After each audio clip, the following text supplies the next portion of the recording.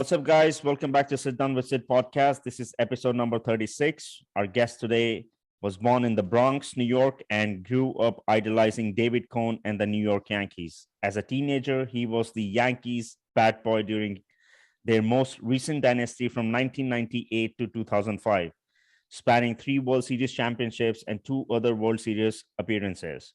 He has made numerous media experiences as an author, speaker, and a translator. A passionate advocate of children's literacy, he also launched the Squeegee Children's Literacy Foundation, a nonprofit organization geared towards increasing youth literacy in inner cities. Without further ado, I have an honor to welcome Luis Squeegee Castillo. How are you, Luis? How you doing, Sid? Thank you for having me, man. Thank you so much. Wow, what a beautiful introduction, man. And before I got on, we were chatting up a bit behind the scenes, man. You're a good guy, man, and I appreciate this opportunity. Thank you so much, Luis. The honor is ours. So, Luis, before we kind of get into the podcast, would you mind telling our audience a little bit about your background, where you grew up, and so forth? Yeah, I'm a Bronx native. I was born and raised in the Bronx, the South Bronx, on Kelly Street and Prospect Avenue. And I'm Puerto Rican and Dominican. My mother's Puerto Rican descent. My father's Dominican descent. I grew up in a home, in an apartment with my mom and my dad and my older sister. We had to share a room, my sister Marilyn, and that was kind of tough, sharing a room with a girl. That's kind of tough, man. But we were both ambition, and me and my sister, growing up in the neighborhood that I grew up in, it was, back then in the early 90s to the late 90s was a lot of drug infested area, violence, murders, things that I got to see that I didn't want myself or any kid to grow up and seeing, because that becomes a norm, violence and negative activities. So, always sitting in the window as a little kid, my mom wouldn't let me go outside. And I used to always beg her, please, please let me go play. I see all my friends, childhood neighbors and outside.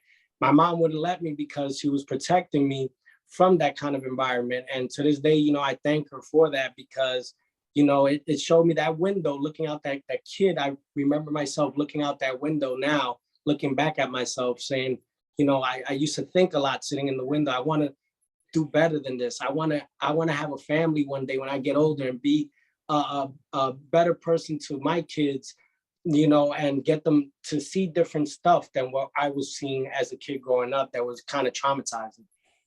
Wow. So let me ask you about now baseball. Did you ever play baseball, and what made you fall in love with this sport?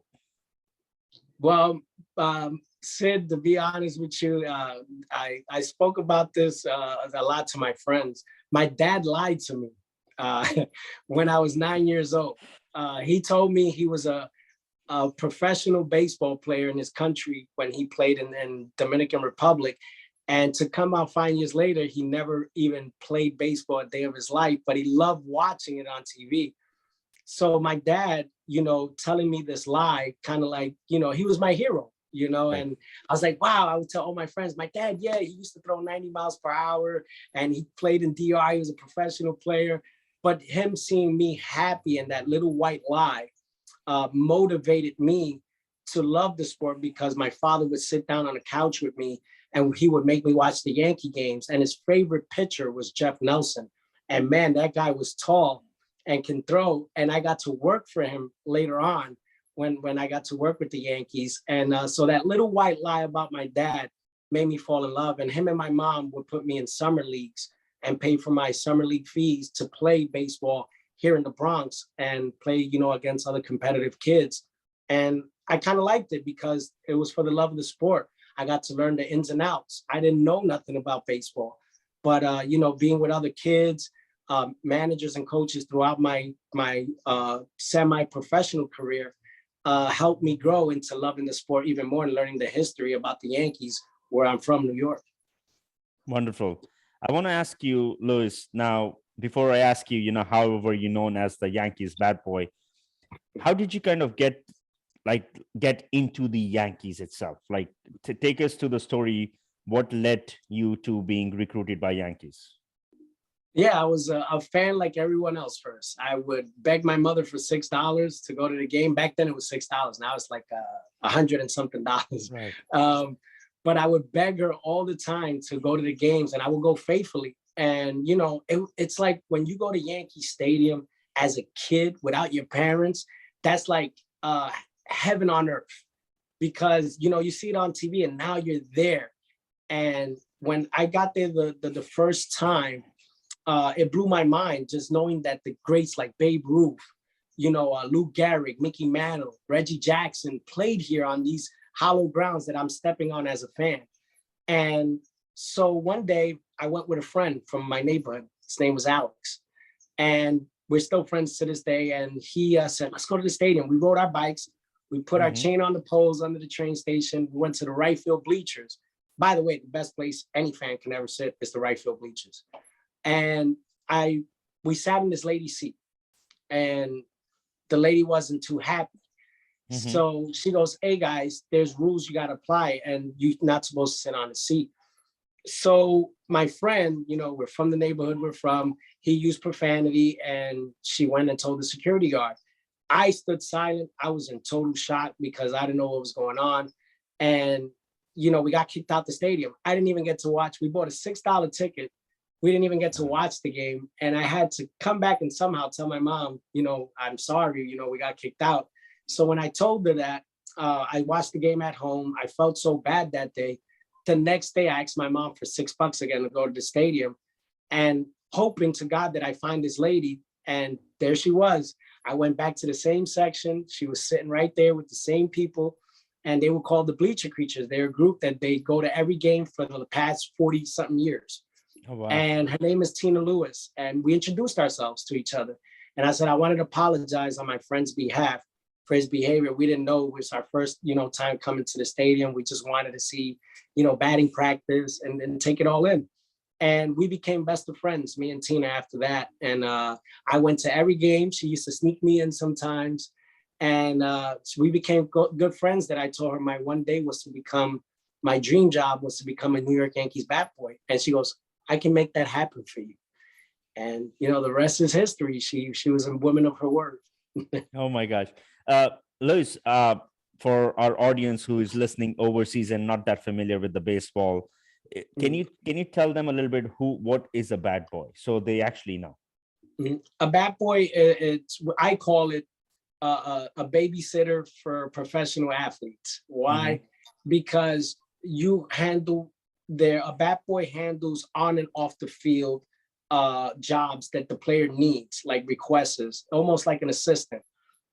During the games, when the actual game is going on, you're picking up their bats when they swing, so they don't have to do extracurriculum. You clean their clothes. You clean their spikes after a game, so the next day, all their stuff is ready to go for the next game. You take care of their mail. You hand them their mail. You get their car washed, and you do anything they ask of you. And it comes with, they pay you for it. They give you good tips, and you get paid by the organization. It's basically, like I said, a bat boy is a superhero. He does a lot for these players and keeps their mind focused on the game and less distractions for them on and off the field. So Luis, tell us one thing. Like now, how many bat boys are usually in a team? Is it one? Is it multiple? How does that work? A bat boy, there's basically, every team has, their own bat boys in every state. Usually on the Yankees home side, there's 3 bat boys on the field, which one would be down the right field line, warming up the right fielder in between innings to keep his arm loose. Then you got a ball boy that runs the baseballs to the umpires every foul balls or every pitch that's thrown and the ball is used. They always give them a new ball. Then you have another bat boy that picks up the bats for the players when they hit a home run or a base hit. And if the player gets on base, that bat boy has to run to first base, pick up his batting gloves or his shin guard or anything extra that he's wearing to protect himself while he's batting up. So when he's getting ready to run. So what year were you recruited by the Yankees? Was it 1998? 1998 was my first year, and that was the dream year. That was we made We made history that year. Wow, you're taking me back. That's when I was 15 years old. Um, we won 125 games, including playoffs and World Series, and we lost Wow. 50 games only. I Oh, mean, wow. that's the time of our lives. All the players were like little kids. Every day we were winning. You know, it was fun to go to work. You know, it's like we didn't know what losing was. We like, if we lost one game, we won like 15 in a row. We're like, no, this ain't That's what I happening. say.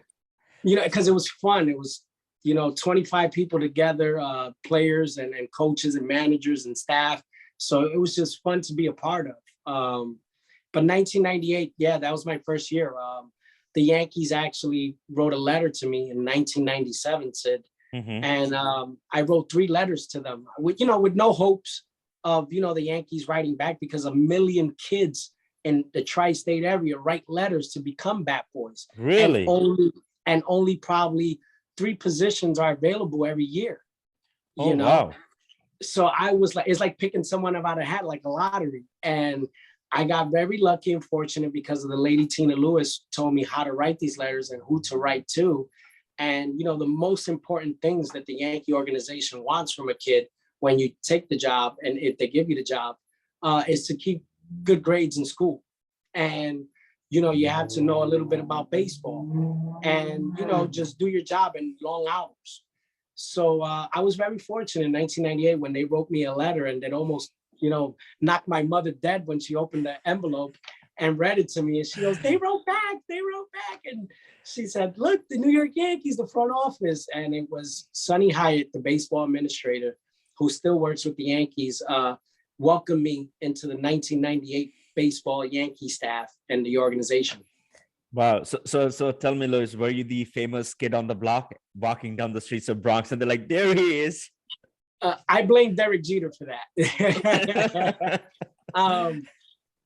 My name was Luigi from the neighborhood. To Uh-huh. this day, I cannot get rid of the nickname Squeegee because of Derek Jeter. And I mean, How did that come around? Why did he come up with this name for you?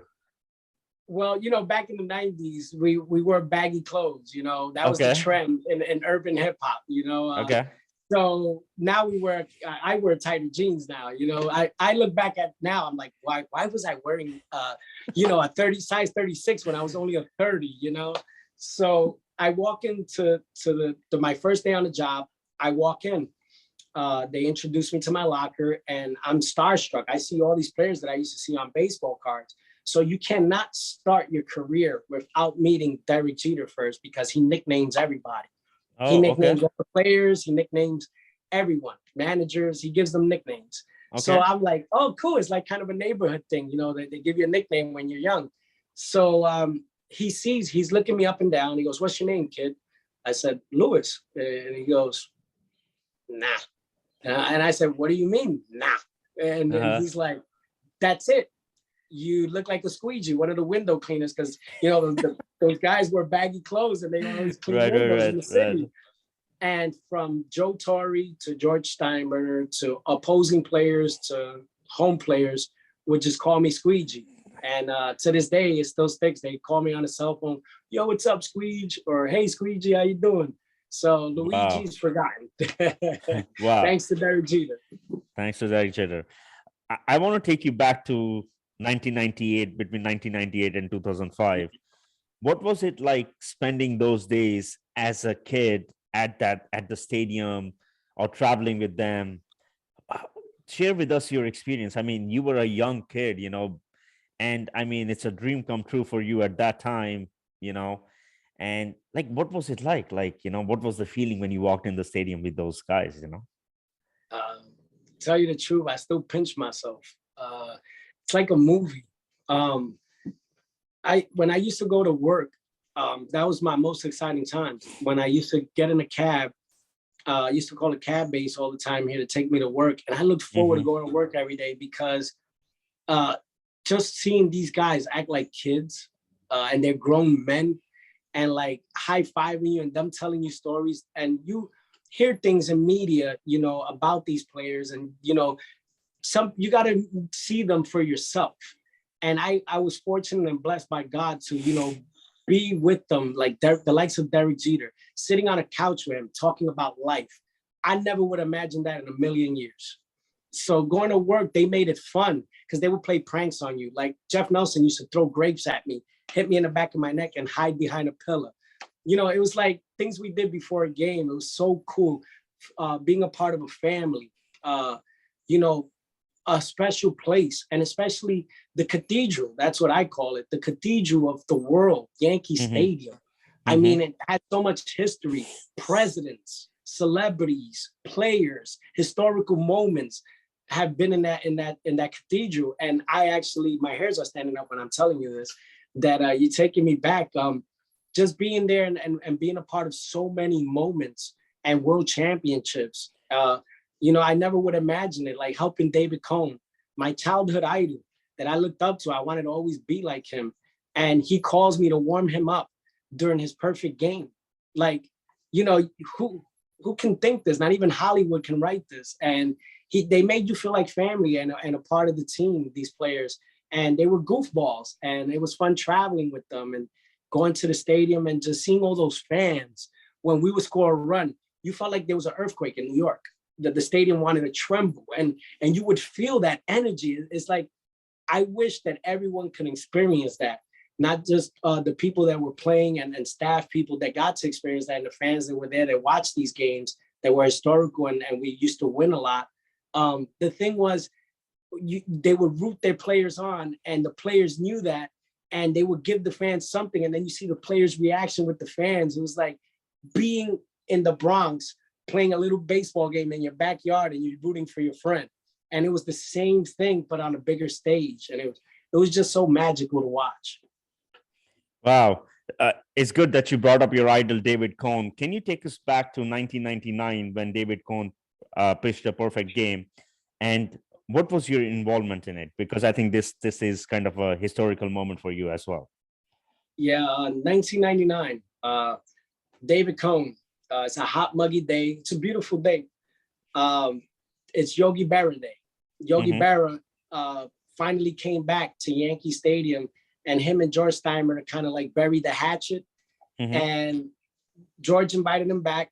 The first pitch that Yankees always do, this is tradition. They do a ceremonial first pitch where a celebrity or someone, you know, throws out a first pitch at the stadium to get the game going. And then they do the national anthem.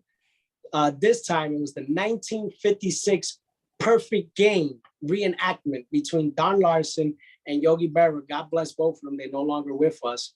They were reenacting 1956 right before a regular season game for David Cone against the Montreal Expos. So we get into the third inning, a little fast forward, third inning. It starts to get cloudy. It was such a beautiful day. It starts to get cloudy and it starts raining.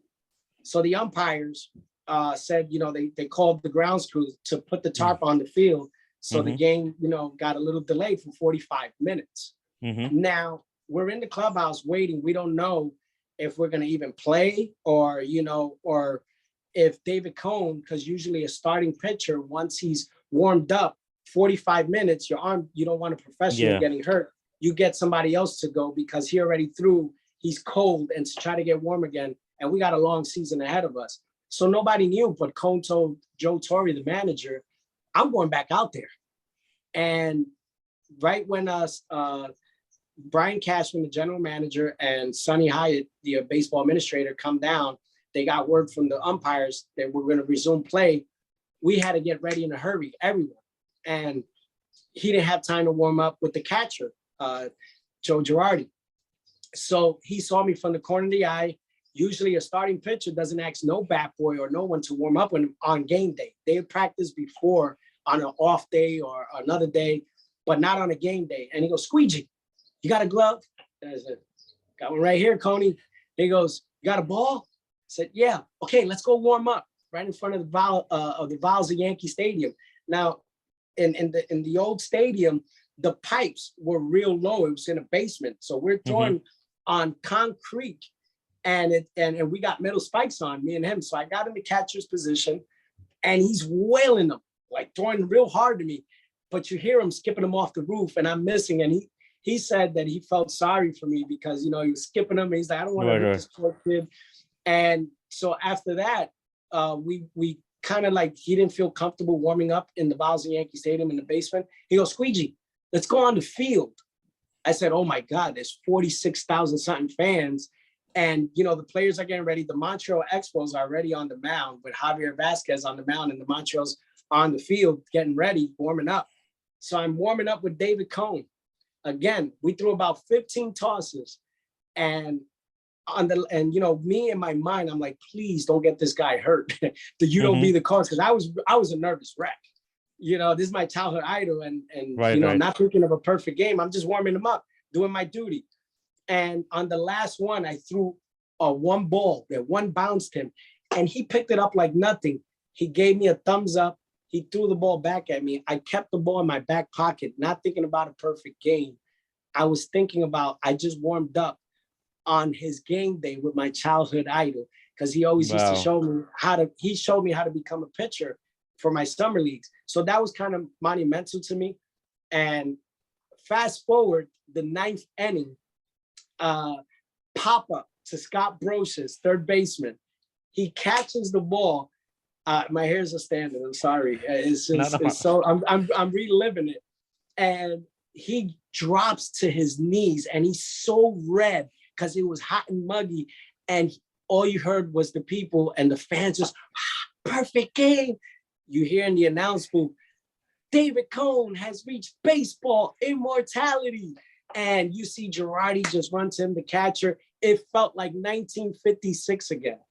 And these are things that I studied the history of the Yankees, and I couldn't believe my own eyes that I was actually played the little small role that he says to this day that he considered me his good luck charm. And that's the only warming up he did. He tells everyone to this day that, you know, he was fortunate enough. And I'm so grateful that we were a part of that 1999 perfect game that will forever be in history. And that's an epic moment. I can only imagine how you must be feeling then and how you must be feeling now. Oh, we hugged each other, and when we got to everybody settled down, we took a picture, we sat down, and we spoke about it, and he thanked me a lot, and he thanks me to this day, and I'm forever grateful to that man. So I know you were a Yankees bat boy from 1998 to 2005. So take us back to 2005. If you feel comfortable, what happened? You know, how did you kind of lost the gig, and did you? Let's start with that because I have a follow-up question. Like, do you regret it, or were you like, you know, everything in life has a span? You know, everything has a time frame. I feel that everything happens for a reason. To be honest, both sides never met at the table. That's what I wanted. And at the end of the day, everybody makes mistakes. Players make mistakes. I made my mistakes. And there's many people there that still have made mistakes. And I'm not ashamed to talk about it. You know, I wrote it in my book. I've been open about it in interviews. And at the end of the day, I don't feel ashamed because these players have still to this day supported me. And, you know, as I've got older, do I regret it? No, because it taught me a valuable lesson in life. It taught me to be more responsible. It taught me also to be a better person, and it's made me a better person because at the end of the day, I was young, and then everybody, even players go through it when they go through their rock star moments and stuff like that. God grounded me, and I was able through this lesson of 2005 with the Yankees when we both parted ways, that I was able to learn my lesson to help other kids not make the same mistakes I made.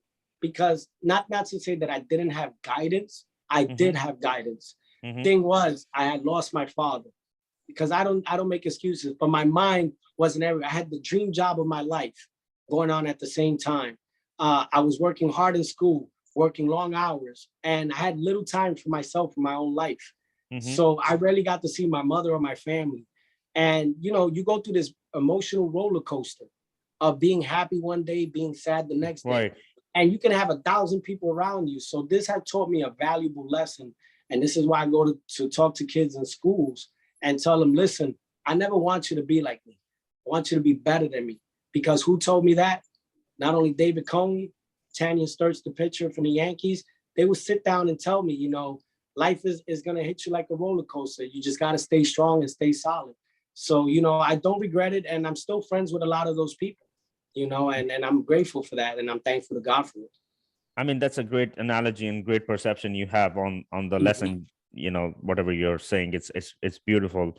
But I mean, it must be crushing for you at that moment, and I mean, how does that work? Like, was it a mutual decision from both parties, or was it, one party said, thank you very much, you did a great job, we wish you all the Yeah, very it best? was How did basically, that work?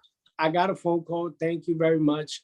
We parted ways, and it was there. It was heartbreaking, of course, like to anybody, even players, when they get the news and they get traded or something. It's heartbreaking because it is something and something you love to do, and I felt like, if I was being able to give a second chance, that I would have redeemed myself, because George Steinbrenner, the boss. So, Luis, also, how did you feel when you were inducted into the Hispanic Heritage Baseball Hall of Fame in 2020?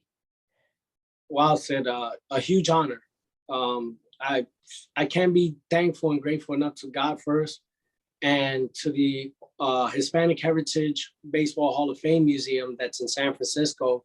I mean, the names that are in this museum, the likes of Roberto Clemente, legends before me, Ruben Sierra, Roberto Alomar, Edgar Martinez, different players from different teams that put up numbers.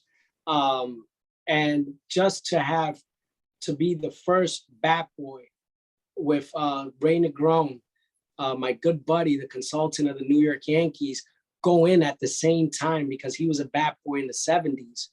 And having my family there, my mom, my sister, my kids, my friends, media,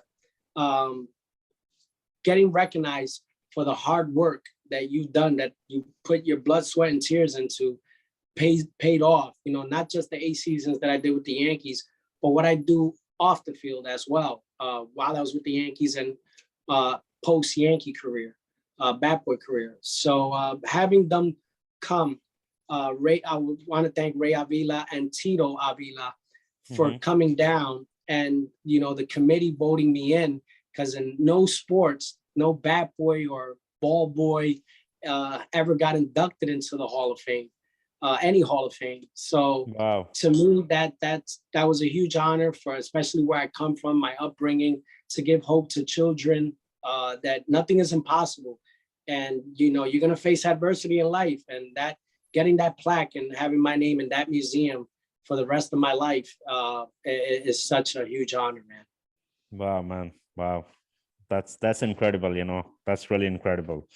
I want to talk about your foundation, the Squeegee Children's Literacy Foundation. What inspired, or give us a background of, why did you want to, first of all, why did you want to find a nonprofit organization? Second of all, what is the mission of your foundation? Why did you start this? I was inspired. I was inspired by Derek Jeter, David Cohn, and Jorge Posada, the catcher of the Yankees. I used to help them, work with them, and they showed me what foundations they had.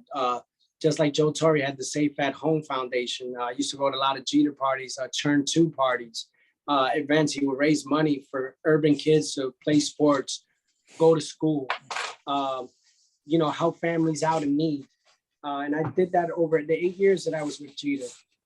And, to me, it was like an honor to help, other kids, because when I was there as a Batboy, Derek Jeter would show me, this is how you set up an event. So I learned over the years how to organize the, events to raise money for kids and charities. So helping these likes of these guys like Posada, like I said, Derek, and seeing Joe Torre and his foundations.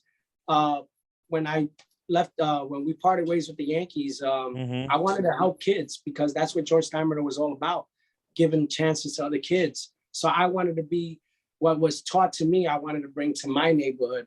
So I had saved money, and I went to Manhattan's offices, lawyers' offices, and went to Supreme Court, and we got it all certified.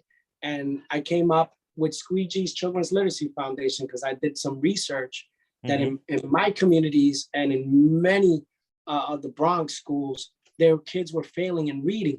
It was at a 38% at that time. It's a little higher now. In 2013, it was at a low rate. So I wanted to go into schools with my foundation and give book bags, have books in the book bags with school supplies, you know, help out any way I can, give tablets back to schools, having players come and talk to kids in school to give them motivation that education is more important than sports, because you can be good at something, but if you lose, you know, you get hurt, your arm, your leg, and you can't play in any sport that you're playing, what you have to fall back on? Right. Education. So education should always be first, sports second, because, you know, if you don't make it in sports or you're in sports and you get hurt, you're going to need an education to do something after baseball, after basketball or football. So, you know, this foundation, Squeegee Children's Literacy, and its mission to this day is, you know, it started in the Bronx. Now we go to different states, been to Florida, Wichita, Kansas.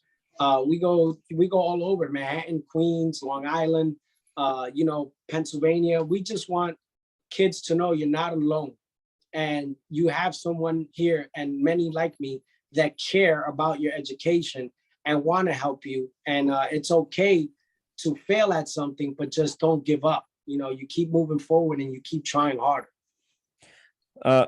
Have you ever spoken to the parents of these kids? The reason I'm bringing this up is, as you said, right now the percentage of kids failing in reading is higher than what it used to be back in 2013. So I personally feel, just my opinion as well, at that age, I think the parents' guidance plays a vital role in a kid's upbringing, especially on the educational forefront. So has your organization taken any steps to also work with the parents directly, just not the school and the kids? Yes, we work with parents associations with schools, and parents have reached out to me in personal Facebook, Instagram, direct messages, and wanted me to go to schools that I haven't been to yet. And it's been so great since 2013 to see this outpour. I started with one school, Sid. I have 20 schools now. Oh, you wow. know, and I want to continue to keep growing, you know, because the importance here is you want kids to believe that what they see out of a window or they see in their community, in their society, that's not what you have to become. You know, they need more resources and more tools. And that's where I feel that I play a bridge between, you know, having connections with these players that I worked for and celebrities that I know to help not only just my community, but all the urban communities that are struggling in the tri-state area that need the help, and these players that can help and have help and are going to help some more, because these kids really need a push, because we're in some trying times, especially through this pandemic, you know, and these kids need the resources. There's no more, when I was growing up, you had you know, like after school, you would go to a PAL, a police athletic league. It was a gym. You can go, you know, there and you can, you know, get a meal and do extra curriculum homework and get, you know, a job after, you know what I mean? And these kids don't have that. So it's like they leave school and they're thrown to the street. And what happens when these kids are thrown into the street? Bad things are going to happen. Right. So I feel that, you know, politicians, the players that I have, you know, we can all come together and we can continue fighting the fight, because it's not over. You know, it's a continuous churn every year. And we just want to make these kids all graduates, and everyone deserves a chance to go at college, you know, and have a fair shot at life. That's how I see it, because I was a kid once. Man, I have so much respect for you, because I aspire entrepreneurs coming up with something to contribute towards the society, and especially kids, because they are the next generation, you know. So thank you, sir. You hit it right on the button, man. Yeah, man, I got a lot of respect for you. Keep doing what you're doing. I want to talk about a couple of other things before we wrap this up. I want to talk about your first book, which is the Clubhouse Confidential. If you don't mind telling our audience a little bit about, you know, what can they learn from this book? What is in it? You know, why did you name it Clubhouse Confidential also? Yeah. Clubhouse Confidential, my first book, was I didn't get to name it. The company, St. Martin's Press, gave it a name. And just like Ray Negron, the consultant of the New York Yankees, understands, and many people that have read my book, I've gotten great feedback. You know, you get some bad feedback too, because people don't understand. That book, when you read it, it's a quick read. It's a 3-day read, excuse me. And you're learning about a kid's dream come true. I give you each player and each interaction I have with them differently. And you get to see their personality, who they really are, what moments I shared with them that were so precious, and that me and them still talk about it to this day. And we can laugh and chuckle about it to this day and cry sometimes of things we went through. So when you see that book, it's like an emotional roller coaster ride of my 8 years when I was with the Yankees, and a 15-year-old kid still trying to find himself, and to the age of 22, you know, and he had some good times, and these players respected him and treated him like a little brother. And that, to me, you know, when people read that and they come back to me and said, man, you're an inspiration to me. And I just want them to see that these guys are just like us. They're normal. They need someone to talk to, just like we need someone to talk to. And this book gives that kind of father and son kind of bond back together and bring that tradition of old school baseball back, you know, and that's what I wanted to reach out to kids, that, you know, it doesn't matter where you come from. You can achieve anything you want in this world if you work hard and you focus and you do the right things. Perfect. Also, I want the audience to know that we are going to put the link of the book that is available on Amazon if they want to go purchase it. We also have links of Louis' Facebook, Instagram, if they want to reach out to you directly, you know, and also kind of help you contribute towards your foundation, you know. Thank you. Appreciate that. No problem. You are actually now in the midst of launching your new book this summer, The Lucky Baseball, with David Cohn and Daryl Strawberry. Tell us more about it. You know, if you can't disclose a lot, just a little bit. What's this book is all about, and how did this collaboration with David and Daryl came in existence? Going back to the essence of how your first question you're asking, what made you fall in love with baseball? That's what the children's, the Lucky Baseball, written by Squeegee Castillo, is showing kids out there that I was a kid, and this is God honest truth. I would tell my mother, let me out that window and play with my friends. And since I wasn't good at baseball at a young age, none of my family members, cousins, or nobody used to pick me on a team. So I'd be the last kid holding a bat and a ball, and like, hey, there's one more spot. No, we don't need you. Don't worry about it now. And it used to hit me in my heart. I'm like, man, I don't want to try to fit in, but I want to learn, and no one was there to teach me.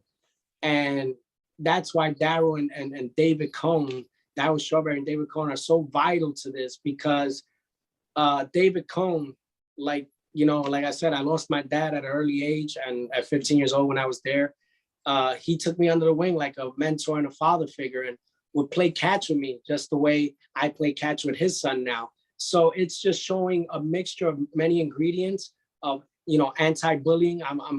I hate bullies, so that's in this book.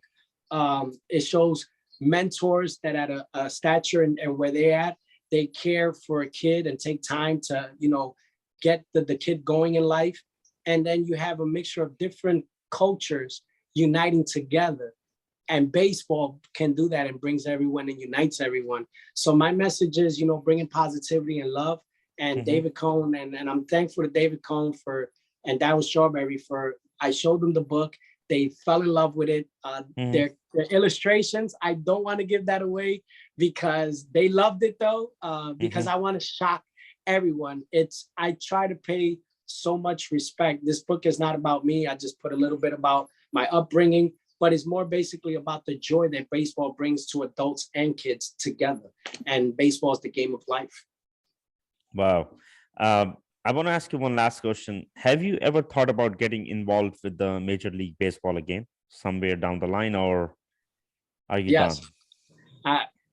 I one day, with the hopes and dreams of becoming a coach, not a manager, because that's a lot of stress, but a coach, whether it be a first base coach, third base coach, or a bench coach. I have a lot of knowledge. I still talk to these players like Ruben Sierra, David Cohn picks my brain a bit when we link up, and Ruben too.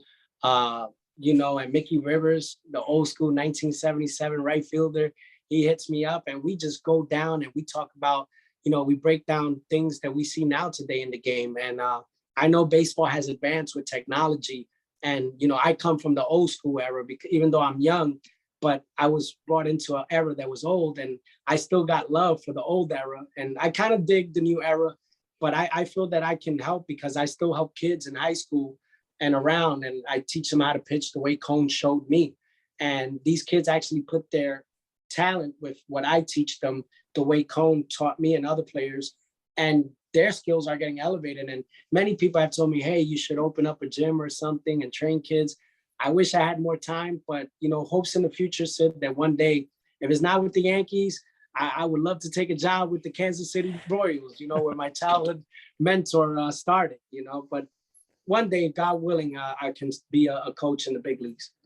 Well, we wish you all the very best, Lois. And once again, I mean, what can I say? I'm so impressed by your personality, like coming from, growing as a child, fulfilling your dream come true, losing it all, building it again, thinking of giving it back to the community. I mean, your life is beautiful. I see your life as a very beautiful journey. And I personally am very inspired by this conversation, the path that you have taken. So, I mean, if there was a message you would like to give to our audience, what would that be, Yeah, my message is, life is going to throw you curveballs. You just got to learn how to hit them. You just got to learn. Life is not fair, but it sure gets better if you keep trying. Love it. Well, Louis, once again, this has been absolutely blessed. I had a great time having conversation with you. I like your personality a lot, and I want to wish you all the very best. Once again, we want to thank you for the opportunity. And if there is something we can do for you, please don't hesitate to reach out to us, Yeah. One more thing. Sure. Let's go Yankees. Let's go Yankees. Here we go. Thank you, Sid. I appreciate you guys. Great podcast. Thanks so much. You're a great man as well. Thank you so much for the opportunity. I'm very grateful. Much love and respect, man. Take care. Bye-bye.